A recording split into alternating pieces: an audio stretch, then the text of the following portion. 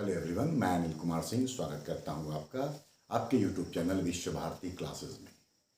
आपके झारखंड सचिवालय की परीक्षा होने में ऑलमोस्ट 62 डेज बचे हुए हैं।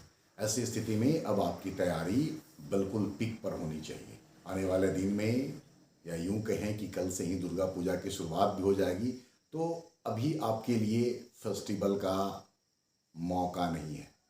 थोड़ा इंतज़ार कीजिए, नौकरी पा लीजिए, उसके बाद फिर फेस्टिवल सेलिब्रेट करते रहिएगा। ऐसा नहीं कि इस फेस्टिवल के सीज़न में आप अपना वक्त जाया करें, बल्कि आवश्यकता इस बात की है कि इस वक्त आप घर में बैठ करके और अपने पढ़ाई को रिवाइज करें। कुछ नई चीज़ों को जो छूटा हुआ है उसको आप देख सकते हैं। देखने वाले चीज़ों में करंट अफेयर्स होता है, और करंट अफेयर्स ऐसा है जो एग्ज़ाम से कम 8-10 महीना पहले तक का अच्छा से देख लेना चाहिए। चूँकि आपका एग्ज़ाम दिसंबर में हो रहा है, तो आपके लिए अक्टूबर तक का करंट अफेयर्स निश्चित तौर पे रेलेवेंट होगा। ऐसी स्थिति में जनवरी से लेकर के अक्टूबर तक, मतलब पिछले 10 महीने का जो मेन चीज़ है जहाँ से क्वेश्चन आते हैं, उन चीज़ों को आपको निश्चित तौर पर देख लेना चाहिए। अगर आपने देख रखा है तो उसको दोहरा लेने की आवश्यकता है। कुछ एरिया ऐसा होता है जहाँ से करंट अफेयर से क्वेश्चन पूछे ही जाते हैं। ऐसे ही एरिया को ध्यान में रख करके मैंने करंट अफेयर से रिलेटेड कई सारे वीडियो बनाए हैं। उसी क्रम में आज का वीडियो भी आपके करंट अफेयर से जुड़ा हुआ है। इसमें 25 क्वेश्चन होंगे, और आवश्यकता अनुसार, जैसा कि मैं हर वीडियो में हर ऑप्शन के संदर्भ में आपको बताने का काम करते हैं, तो यहाँ भी जिस ऑप्शन से आपको जानकारी देने वाली स्थिति होगी, हम आपको वो जानकारी भी उपलब्ध कराएंगे। करंट अफेयर्स न सिर्फ सुनिए बल्कि उसको नोट कर लीजिए। नोट कर लेने से क्या होगा कि एक जगह हो जाएगा, और अगर आप कोई चीज़ भूलेंगे तो आप तुरंत उसको देखने की स्थिति में होंगे। वीडियो को देख करके और भूल जाएं और फिर देखने जाएं, ये पॉसिबल नहीं हो पाता है। तो जो ज़रूरत की चीज़ें हैं उसको नोट कर लीजिए, और इसके साथ ही कि अगर वीडियो अच्छा लगता है तो अपनी प्रतिक्रिया दीजिए और अपने दोस्तों के साथ ज़रूर शेयर कीजिए, क्योंकि अगर आप शेयर नहीं करेंगे तो फिर मेरा उत्साह कहीं ना कहीं दबता चला जाएगा और मेरे लिए ये फिर समस्या हो जाएगी। चलिए, इन्हीं उम्मीदों के साथ कि आपका एग्ज़ाम खूब अच्छा हो, ये सारे क्वेश्चन आपके लिए यूज़फुल हो सके, शुभकामनाओं के साथ हम वीडियो को शुरू करते हैं। आपके लिए कुछ महत्वपूर्ण प्रश्न लेकर के आते हैं। तो करंट अफेयर्स का पहला क्वेश्चन देखते हैं हम लोग। अन्य पिछड़ा वर्ग मतलब ओबीसीज के आरक्षण संबंधी विषय पर विचार करने के लिए गठित किस आयोग या समिति ने जुलाई 2023 में अपना प्रतिवेदन राष्ट्रपति को सौंपा? सही उत्तर है इसका रोहिणी आयोग, ऑप्शन बी। अब अजय लांबा आयोग जो है वो मणिपुर में जो भी हाल में दंगा हुआ था, उस दंगा की जांच के लिए जो आयोग गठित की गई थी उसके अध्यक्ष थे। सी को देखें, टीवी सोमनाथन राष्ट्रीय पेंशन प्रणाली में सुधार के लिए जो समिति गठित की गई थी उसकी अध्यक्षता करते हैं। राष्ट्रीय पेंशन प्रणाली में सुधार के लिए गठित आयोग के अध्यक्ष थे टीवी सोमनाथन। जबकि option D justice KM. Joseph, ये जो कमेटी गठित की गई थी इनकी अध्यक्षता में, इसका काम था कि सुप्रीम कोर्ट के जो निर्णय होते हैं उनको क्षेत्रीय भाषा में अनुवाद करने के संदर्भ में सुझाव देने के लिए जो कमेटी गठित की गई थी उसी के ये अध्यक्ष थे कि सुप्रीम कोर्ट के निर्णय को क्षेत्रीय भाषा में भी प्रकाशित किया जाए, उसको लिखा जाए। इससे संबंधित थे जस्टिस के.एम. जोसेफ की अध्यक्षता में गठित कमेटी। क्वेश्चन नंबर 2, जन्म एवं मृत्यु के पंजीकरण के लिए किस वर्ष अधिनियम पारित किया गया था? मतलब अधिनियम ये पहले पारित किया गया था, जिसे पहली बार वर्ष 2023 में संशोधित किया गया है। तो इसका सही उत्तर है 1969। यहाँ पर और कुछ बताने को नहीं है, तो 1969 में पारित हुआ था। यह इंफॉर्मेशन है जिसको कि 2023 में संशोधित किया गया, और यह संशोधन पहली बार हुआ है इसमें। नंबर 3, किस पश्चिमी अफ्रीकी देश में सेना ने विद्रोह करते हुए जुलाई 2023 में सत्ता पर अपना अधिकार कर लिया? सही उत्तर है इसका नाइजर। ठीक है, और इससे जुड़ा हुआ राजधानी भी जान ले। नाइजर की राजधानी नियामी या नियामे, नाइजर की राजधानी नियामी या फिर उसको नियामे। गिनी की राजधानी है कोनाक्री। माली का बमाको और बुर्किना फासो का वागाडुगू। तो इसको आप याद कर लें। यहां पर एक चीज और जान लें कि नाइजर जो इस सवाल का जवाब है, 1960 तक नाइजर फ्रांस का एक उपनिवेश रहा था। चलिए, तो इसका उत्तर आपको मिल गया। नेक्स्ट क्वेश्चन की ओर बढ़ते हैं हम लोग। ब्रिक्स, आप सब जानते हैं संस्था के विषय में। ब्रिक्स द्वारा स्थापित न्यू डेवलपमेंट बैंक, जिसको कि ब्रिक्स बैंक भी बोला जाता है, उसके अध्यक्ष कौन हैं? तो सही उत्तर पहले जान ले। सही उत्तर है सी, डिल्मा रोसेफ। सही उत्तर है, ब्रिक्स बैंक के अध्यक्ष हैं डिल्मा रोसेफ। अब श्री के बोहरा कौन है, ये जान ले हम लोग। तो श्री के बोहरा जो हैं, ये केंद्रीय जल आयोग के अध्यक्ष हैं और इन्होंने फ्लड वॉच नाम से एक मोबाइल ऐप अभी जारी किया है कुछ दिन पहले, जो कि बाढ़ के पूर्वानुमान की जानकारी देगा। तो केंद्रीय जल आयोग के अध्यक्ष के बोहरा हैं। एक मोबाइल ऐप उन्होंने जारी किया जिसका नाम है फ्लड वॉच, जो बाढ़ के पूर्वानुमान की जानकारी देगा।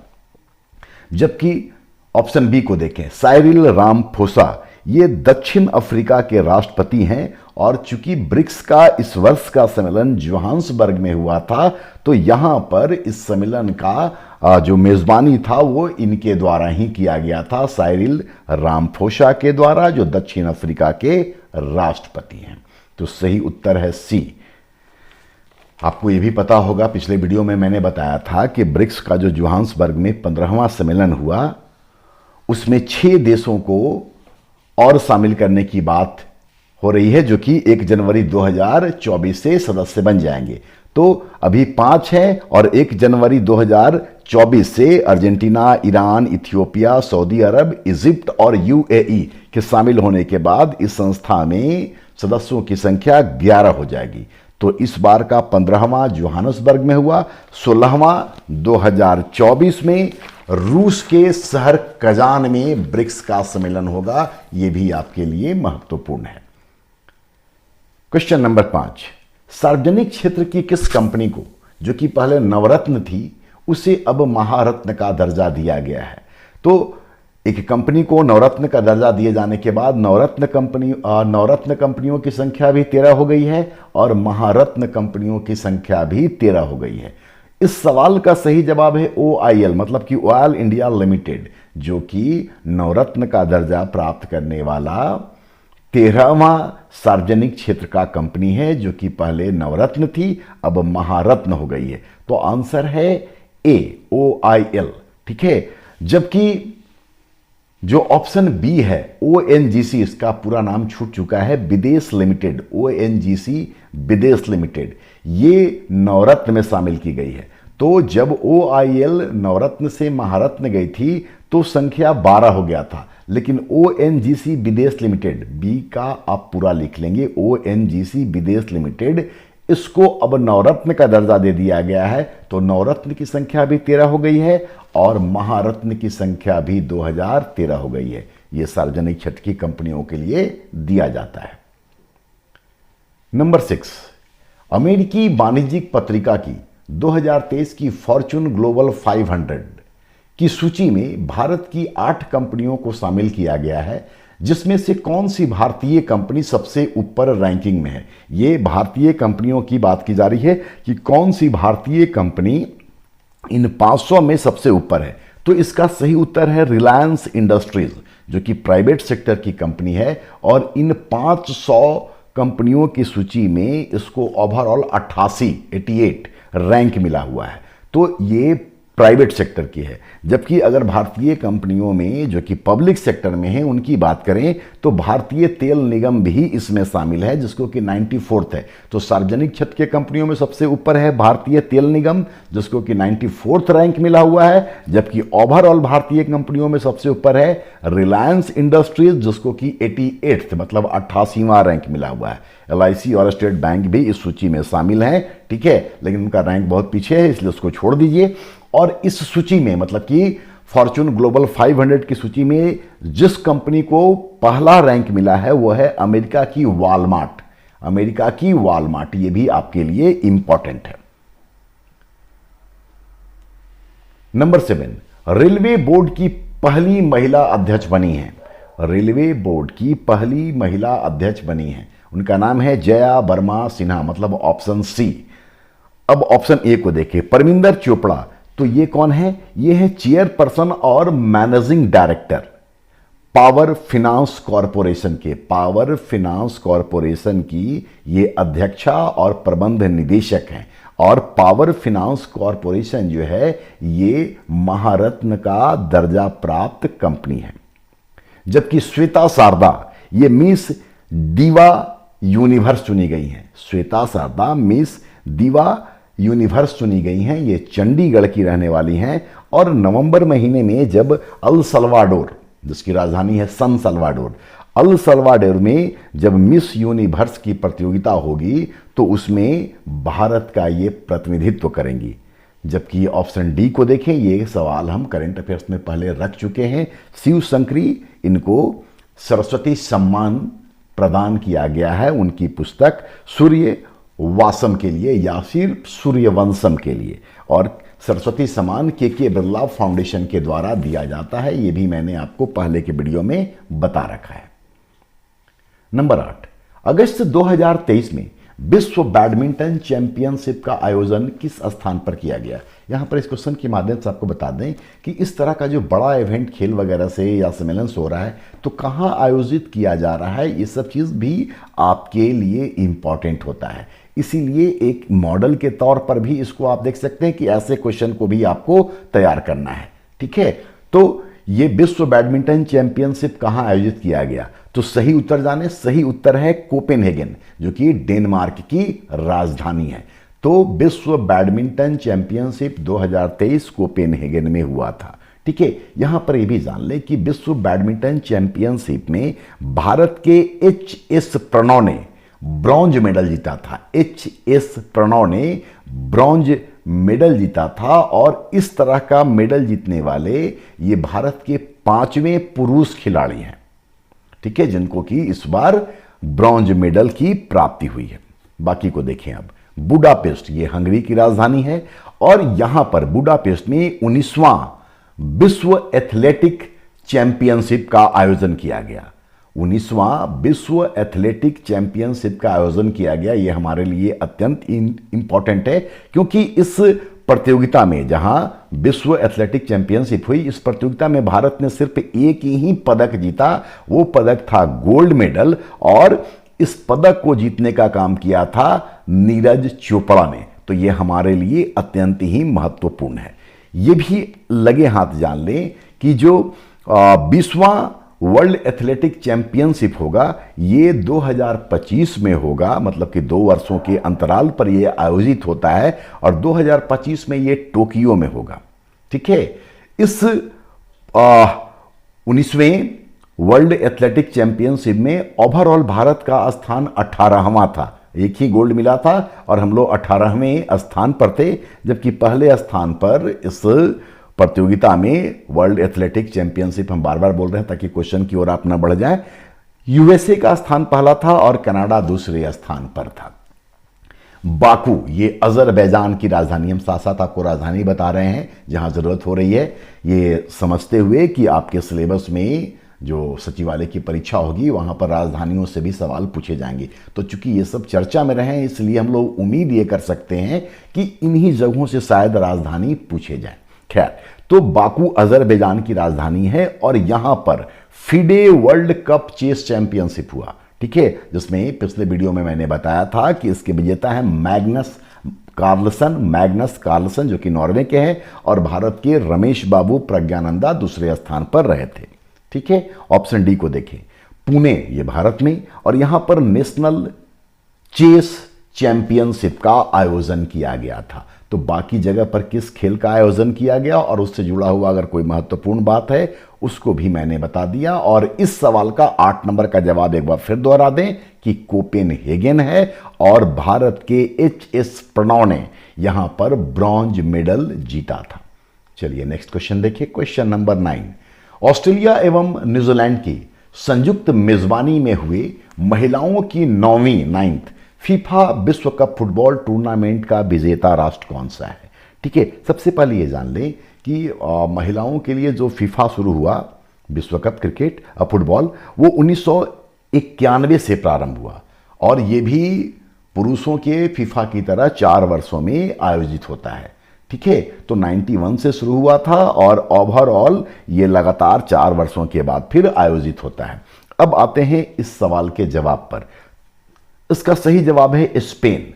स्पेन ने इंग्लैंड को, मतलब रनर अप इंग्लैंड था इस 9th फीफा विश्व कप फुटबॉल जो महिलाओं का था, उसमें स्पेन विजेता था, तो आंसर आपका ए है। और इंग्लैंड जो था ये दूसरे स्थान पर रहा था, मतलब कि रनर अप रहा था। ये भी जान ले यहां पर कि इस बार का जो फीफा 9th महिलाओं का हुआ, उसका जो मस्कट या जिसको शुभंकर बोलते हैं, उसका नाम था ताजुनी। और ताजुनी क्या है? तो एक पेंगुइन का नाम है। ठीक है, कुछ और चीजें भी जान लेते हैं। महिलाओं का जो विश्व कप फुटबॉल हुआ उसको सबसे अधिक 4 बार अमेरिका ने जीता है, 2 बार जर्मनी ने जीता है, तो 4 और 2 6। इसके अलावा जापान, नॉर्वे और इस बार का स्पेन ने जीता है। तो अमेरिका 4 बार, जर्मनी 2 बार, जापान, नॉर्वे और स्पेन ने एक बार महिलाओं का फीफा फुटबॉल कप जीता है। क्वेश्चन नंबर 10, नीति आयोग के राष्ट्रीय बहुआयामी निर्धनता सूचकांक, मतलब कि मल्टी डायमेंशनल पॉवर्टी इंडेक्स 2023 के अनुसार भारत में कितना प्रतिशत बहुआयामी निर्धनता है? बेसिकली ये जो नीति आयोग का जो आंकड़ा जारी किया गया है वो 2015-16 से लेकर के 2019-21 के बीच में जो प्रगति हुई है निर्धनता के उन्मूलन से संबंधित, उसी से संबंधित ये आंकड़ा है। तो अभी वर्तमान में भारत में कितने परसेंट ऐसे लोग हैं जो कि मल्टी डायमेंशनल पॉवर्टी से जूझ रहे हैं? तो सही उत्तर है 14.96%। ठीक है, 14.96%। ठीक है, बाकी आंकड़ों को भी देख ले। 33.76%। इतना बहुआयामी गरीबी है बिहार में, और इस मामले में बिहार सबसे पीछे है। जबकि 28.81% झारखंड में है, और झारखंड इस मामले में दूसरे बुरे स्थिति में है। बिहार के बाद बुरी स्थिति है झारखंड की। तो ये आंकड़ा भी आपके लिए, चूंकि झारखंड सचिवालय का हो रहा है, तो 28.81% आपके लिए उपयोगी है। भारत का भी जो औसत है वो 14.96, ये भी समझ में आ रहा है। ऑप्शन डी को देखिए, 24.85, ये 2015-16 में था। भारत का राष्ट्रीय औसत 24.85 था, जो घट करके अभी हो गया है 14.96। ठीक है, तो सबसे बुरी स्थिति बिहार की, उसके बाद झारखंड की, तीसरे स्थान पर मल्टी डायमेंशनल पॉवर्टी इंडेक्स में है मेघालय, और चौथा पर यूपी। ये राज्यों की बात कर रहे हैं। केंद्र शासित प्रदेशों में सबसे बुरी स्थिति है दादर नागर हवेली की, और उसके बाद जम्मू कश्मीर की। 1-2 नंबर ही बता रहे हैं। जबकि केंद्र शासित प्रदेशों में सबसे कम मल्टी डायमेंशनल पॉवर्टी इंडेक्स को अगर हम लोग देखें तो सबसे ऊपर है पुद्दुचेरी। ठीक है, चलिए नेक्स्ट क्वेश्चन की ओर बढ़ते हैं। क्वेश्चन नंबर 11, भारत की चर्चित महिला वैज्ञानिकों के संदर्भ में कौन सी बात सही नहीं है? ऑप्शन, पहले सही उत्तर जान लेते हैं। सही उत्तर है डी, अनुराधा टीके, जिनके सामने लिखा हुआ है अब्दुल कलाम पुरस्कार प्राप्त करने वाली पहली महिला। तो सबसे पहले ये जान लें कि अब्दुल कलाम या अबुल कलाम पुरस्कार प्राप्त करने वाली जो पहली महिला हैं, इन वलारमथी हैं, इन वलारमथी, और ये पुरस्कार तमिलनाडु सरकार के द्वारा दिया जाता है। तो अनुराधा टीके के सामने जो लिखा हुआ है वो सही नहीं है, क्योंकि अबुल कलाम पुरस्कार सबसे पहले इन वलारमथी को दिया गया है। ठीक है, जबकि अनुराधा टीके कौन है इसको जान ले। अनुराधा टीके जो हैं वो इसरो में, इंडियन स्पेस रिसर्च ऑर्गेनाइजेशन में सैटेलाइट प्रोजेक्ट मैनेजर बनने वाली पहली महिला हैं। फिर दोहरा दें हम कि अनुराधा टीके इसरो में सैटेलाइट प्रोजेक्ट मैनेजर बनने वाली पहली महिला है। और बाकी 3 आपके लिए जानकारी है कि rocket women of India Ritu Karidhal Srivastava का कहते हैं, missile women doctor Tessy Thomas कहलाती हैं, और इसरो की ध्रुवीय महिला मंगला मनी कहलाती हैं। चलिए नेक्स्ट क्वेश्चन की ओर बढ़े हम लोग। क्वेश्चन नंबर 12, दविस्ता क्या है? दविस्ता क्या है? सही उत्तर जाने। सही उत्तर है एयर इंडिया का नया लोगो। महाराजा का जो पहले वाला लोगो था वो भी रहेगा, ठीक है, लेकिन ये नया लोगो जारी किया गया है, एयर इंडिया का ये नया लोगो है द विस्टा। और ऑप्शन ए और बी को देखें, एलोवेरा की जो नई प्रजाति है उसका नाम है निहार, जबकि कमल के फूल के 108 पंखुड़ियों वाली जो नई किस्म डेवलप की गई है उसको नाम दिया गया है नमो 108, नमो 108। और ये ए और बी जो दोनों नई प्रजातियां हैं, निहार और नमो 108, इसको नेशनल बोटनिकल रिसर्च इंस्टीट्यूट जो लखनऊ में है उसके द्वारा विकसित किया गया है। क्वेश्चन नंबर 13, शुभमन गिल ने किस देश के विरुद्ध लिखा गया है, विरोध उसको पढ़िएगा प्लीज, विरुद्ध एक दिवसीय मैच में दोहरा शतक लगाया था। उम्मीद है आप सब लोगों को याद होगा, शुभमन गिल आजकल मीडिया के द्वारा और कमेंटेटर के द्वारा इनको प्रिंस ऑफ इंडियन क्रिकेट कहा जाता है, शुभमन गिल। ठीक है, तो इनका ये दोहरा शतक आया था न्यूजीलैंड के खिलाफ, और ये शतक उन्होंने बनाया था राजीव गांधी इंटरनेशनल स्टेडियम हैदराबाद में। तो न्यूजीलैंड के खिलाफ उन्होंने डबल सेंचुरी बनाया, जबकि बांग्लादेश के खिलाफ पिछले वर्ष ईशान किशन ने भी दोहरा शतक लगाया था 2022 में, और न्यूजीलैंड के खिलाफ 2023 में शुभमन गिल ने। नंबर 14, विश्व प्रेस स्वतंत्रता सूचकांक 2023 में भारत का कौन सा स्थान है? सबसे पहले ये जान ले कि 3 मई को विश्व प्रेस स्वतंत्रता दिवस मनाया जाता है।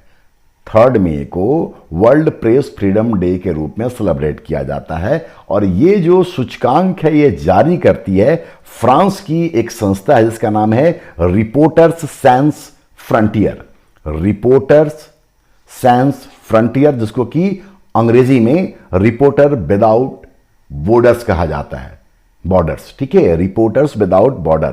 तो ये पुरस्कार ये जो सूचकांक है इसके द्वारा जारी किया जाता है। इसमें भारत का कौन सा स्थान है? तो इसमें भारत का स्थान है डी, 161वां। इस पूरे सूचकांक में 180 राष्ट्र को शामिल किया गया था और भारत का 161वां स्थान है, डी आंसर है। पहला स्थान था नॉर्वे का, यह भी जान ले।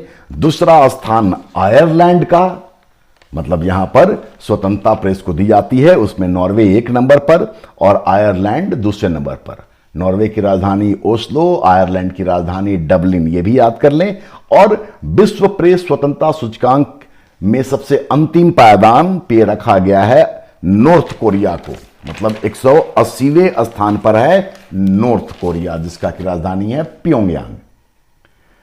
नंबर 15, G7 का 49वां शिखर सम्मेलन कहां आयोजित किया गया? तो सही उत्तर है इसका जापान। जापान के हिरोशिमा में यह सम्मेलन आयोजित किया गया था। इसी साल का 2023 का ही हम लोग बात कर रहे हैं।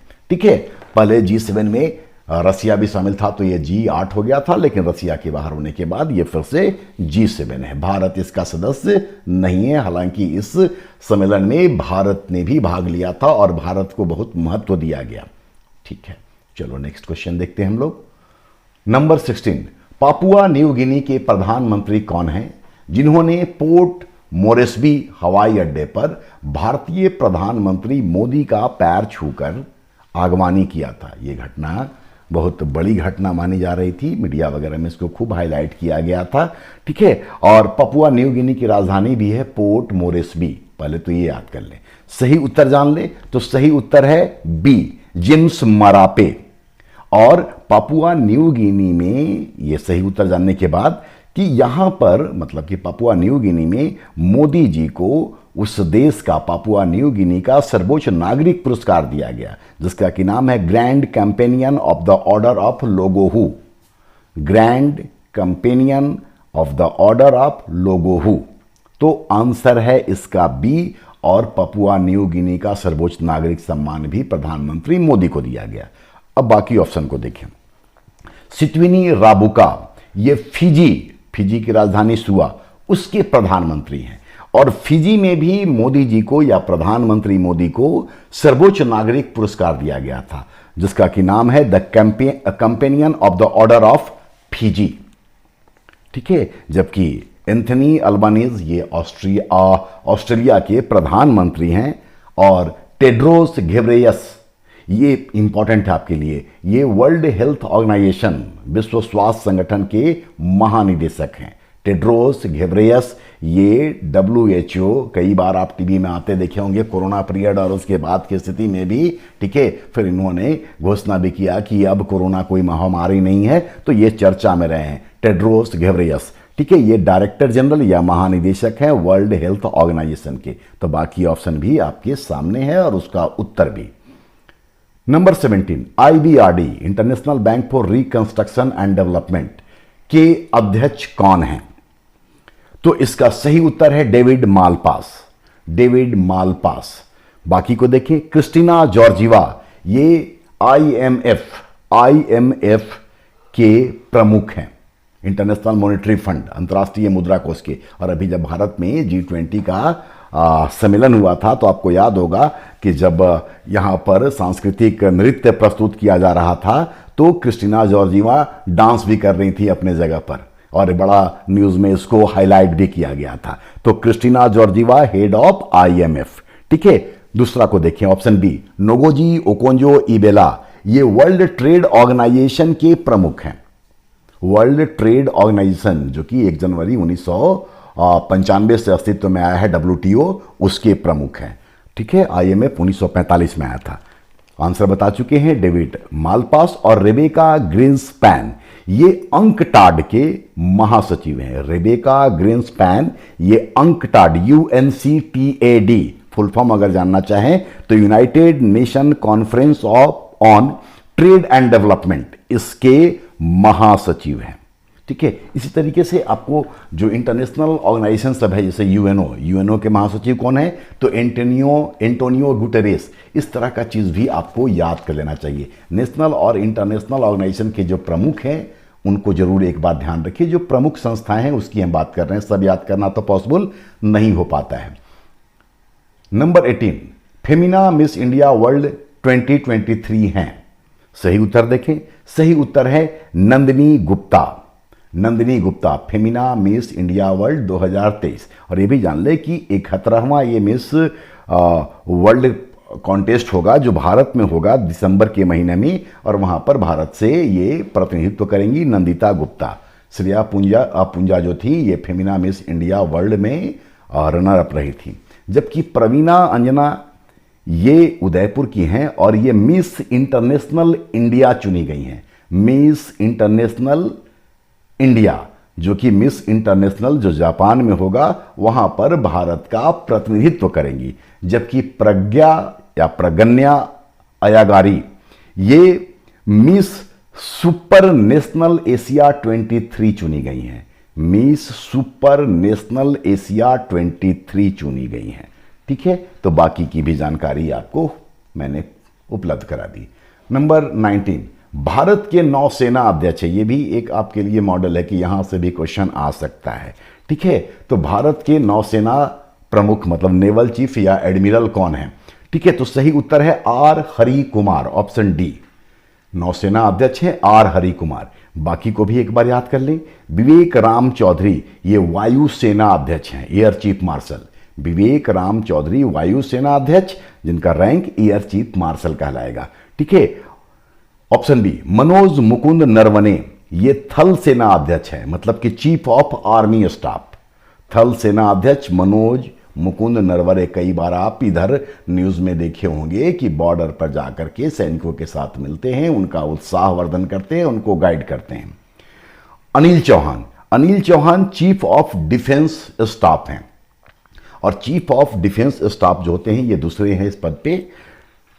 ये रक्षा मंत्री के, डिफेंस मिनिस्टर के मुख्य सलाहकार होते हैं, और जो चीफ ऑफ डिफेंस स्टाफ होते हैं वो तीनों सेना के प्रमुखों को, मतलब जो तीन नाम आपके सामने आ रहा है ए, बी और डी, तीनों सेना के प्रमुख को निर्देश देने और उनको कमांड देने का काम भी कर सकते हैं। तो ये पोस्ट जो है ये अनिल चौहान को दिया गया है, जो कि रिटायर्ड लेफ्टिनेंट जनरल रहे हैं, ठीक है।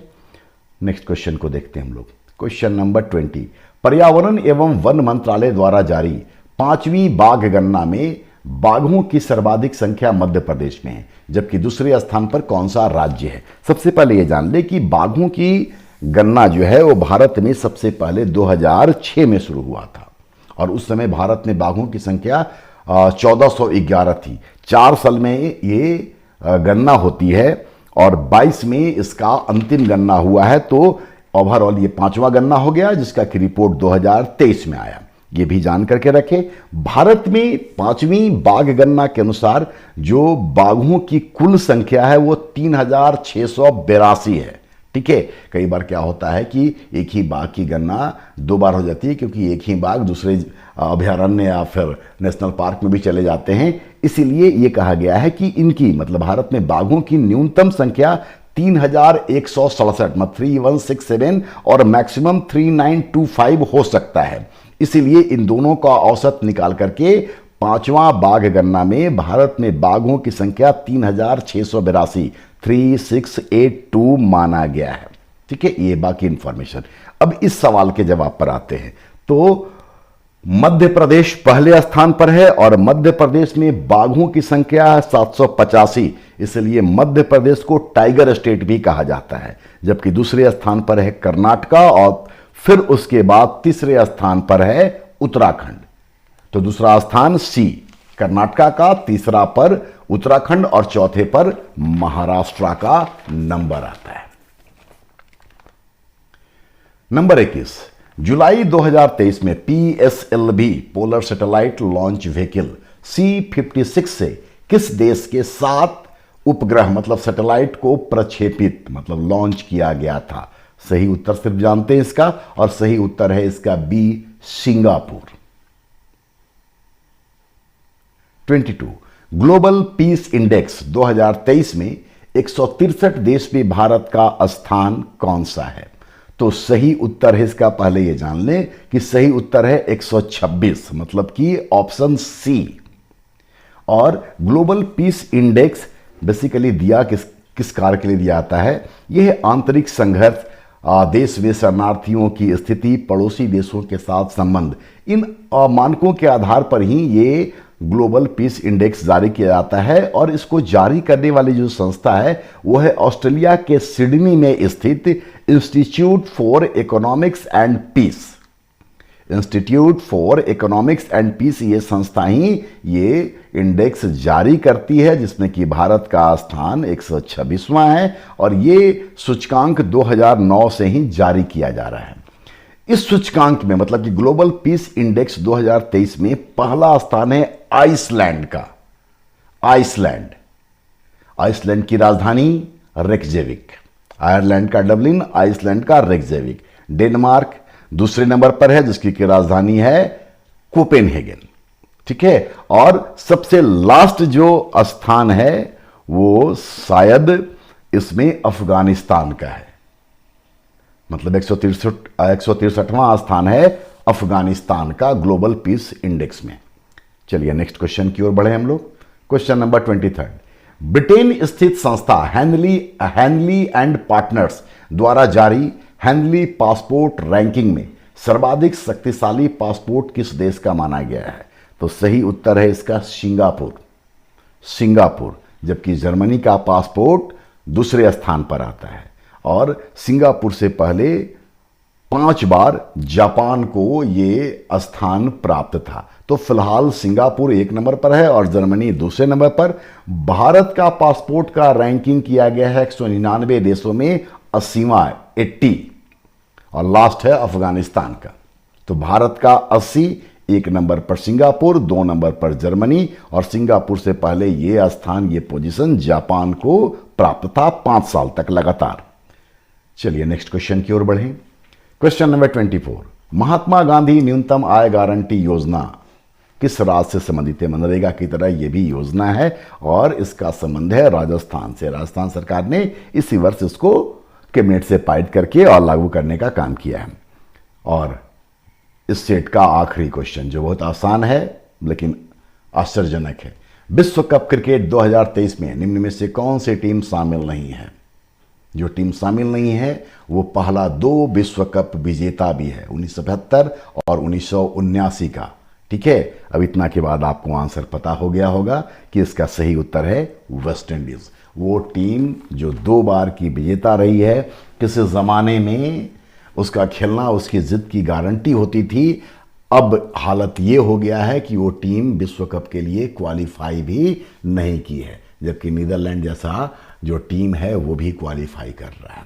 एनीवे 25 क्वेश्चन और उसके साथ ढेर सारी जानकारियां मैंने आपको देने का काम किया है। जैसा कि मैंने शुरुआत में कहा था, अगर वीडियो अच्छा लगता है तो आप अपनी प्रतिक्रिया दीजिए, अपनी राय हम तक पहुंचाइए और वीडियो को शेयर कीजिए, लाइक कीजिए। धन्यवाद।